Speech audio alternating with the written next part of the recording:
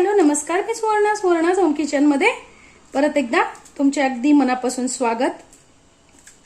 सगळ्या सबस्क्रायबरचे धन्यवाद, सगळ्या व्ह्यूअर्सचे मनापासून आभार।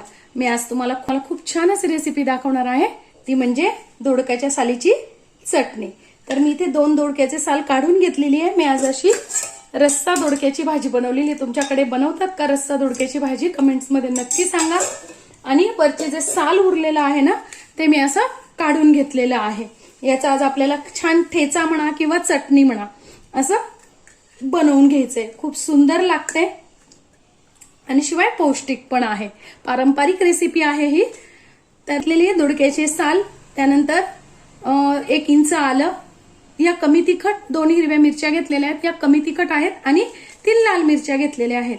लाल मिरच्या याच्यात घातल्या तर खूप छान चव येते, म्हणून मी लाल मिरच्या पण घेतलेल्या आहेत। अर्धी वाटी घेतलेली आहे शेंगदाणे, अर्धी वाटीलाही कमी, थोडेसेच असे 1 मूठभर फक्त शेंगदाणे घेतलेले आहेत। जिरे, मीठ चवीनुसार आपल्याला घ्यायचे। और 1च चमचा तेल टाकून घ्यायचंय आपल्याला।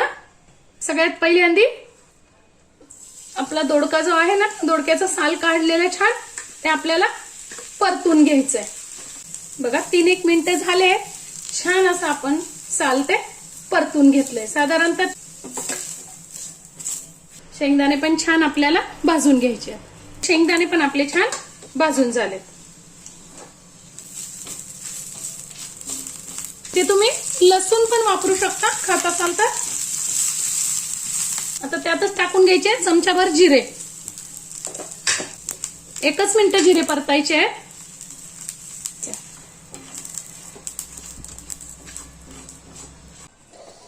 आता गार झालेलं आहे, मिक्सरच्या भांड्यात टाकून घ्यायचं आहे। मी थोडीशी इथे घेतलेली आहे कोथिंबीर।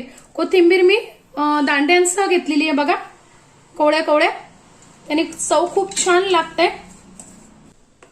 पाव चमचा मीठ तुम्ही चवीनुसार घालू शकता। आता चालू बंद असं करत बारीक करून घ्यायचंय। जाडसरच ठेवायचंय, खूप बारीक नाही करायचंय आपल्याला।